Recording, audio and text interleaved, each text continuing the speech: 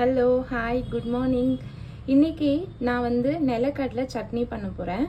அதுக்கு என்னென்ன எடுத்து வச்சுருக்கேன்னு பார்த்தீங்கன்னா, கொத்தமல்லி கீரை, காரத்துக்கு ஏற்ற மாதிரி பச்சை மிளகாய், நான் ஒரு 5 பச்சை மிளகாய் எடுத்திருக்கேன். அதுக்கப்புறம் தேங்காய் கொஞ்சமாக, சின்ன வெங்காயம் ஒரு 8லேருந்து 10 பல் அந்த வெங்காயத்தை உரித்து கொஞ்சம் 2 கட் பண்ணி வச்சுருக்கேன். அதுக்கப்புறம் ஒரு 3 பல் பூண்டு, கொஞ்சமாக இஞ்சி, புளி, அதுக்கப்புறமா நிலக்கடலை, இதெல்லாம் வச்சு தான் நம்ம இன்றைக்கி சட்னி பண்ண போகிறோம். இந்த சட்னி ரொம்ப நல்லா டேஸ்ட்டாக இருக்கும், நீங்களும் ட்ரை பண்ணி பாருங்கள். அப்புறம் இப்போ இது எல்லாமே நம்ம லைட்டாக ஒரு வதக்கிட்டு அதுக்கப்புறமா இதோட சேர்த்து நம்ம அரைக்க போகிறோம். அதுக்கு நான் குட்டியாக ஒரு கடாய் வச்சுட்டேன்.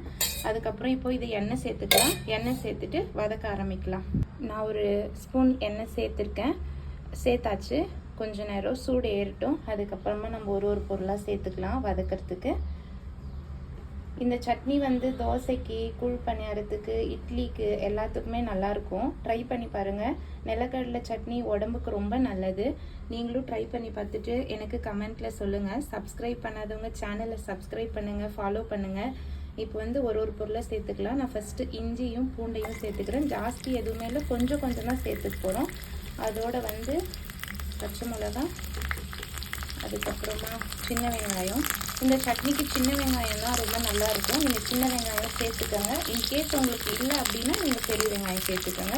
பெரிய வெங்காயம் சேர்த்திங்கன்னா அரை வெங்காயம் சேர்த்தா போதும், ஜாஸ்தி தேவைப்படாது. இது கொஞ்சம் ஒரு 3 நிமிஷம் அப்படியே வதங்கி வரட்டும். அதுக்கப்புறமா தேங்காவையும், கீரை, புளி எல்லாமே சேர்த்துக்கலாம். கொஞ்சமாக உப்பு சேர்த்துக்கிறேன் நான். உப்பு நம்ம இப்போ சேர்க்கறதுனால சட்னியில் பார்த்துட்டு சேர்த்துக்கோங்க. நான் கொஞ்சம் உப்பு சேர்த்துட்டேன். வெங்காயம் ஓரளவுக்கு இந்த மாதிரி வதங்கி வந்திருக்குல்ல, இப்போ நம்ம தேங்காய் சேர்த்துக்கலாம்.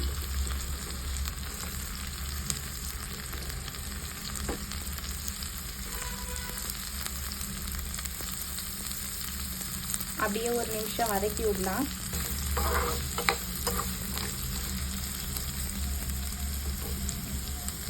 ஒரு நிமிஷம் ஆயிடுச்சு. இப்போ இந்த கொத்தமல்லி கீரையை சேர்த்துக்கோங்க. அதுக்கப்புறமா புளி. இதை ஒரு 2 நிமிஷம் அந்த கீரை வதங்கி வர வரைக்கும் கொஞ்சம் வதக்கி எடுத்துக்கலாம். அதுக்கப்புறமா ஆற வச்சுட்டு நம்ம நிலக்கடலையோடு சேர்த்து அரைச்சிட்டு தாளிக்க வேண்டியது தான். இவ்வளோ வதங்கினா போதும். வதங்கி வந்துடுச்சு. இப்போ நான் ஸ்டவ் ஆஃப் பண்ணிட்டேன். இதை ஆறட்டும். ஆறுனதுக்கப்புறம் நான் அரைச்சிட்டு தாளிக்கலாம். இப்போது நான் இதை அரைச்சி எடுத்தாச்சு. இப்போ உங்களுக்கு இதுக்கு எவ்வளோ தண்ணி வேணுமோ அந்த அளவுக்கு சேர்த்து நம்ம மிக்ஸ் பண்ணிவிட்டு தாளிச்சிக்கலாம். நான் தண்ணி ஊற்றி கரைச்சிட்டேன். இந்த அளவுக்கு எடுத்துருக்கேன். உங்களுக்கு இன்னும் கொஞ்சம் தண்ணி வேணும்னா நீங்கள் தண்ணி சேர்த்துக்கோங்க. உப்பு பார்த்துட்டு சேர்த்துக்கோங்க. நான் இந்த அளவுக்கு எடுத்துக்கிட்டேன். இப்போ தாளிச்சிக்கலாம்.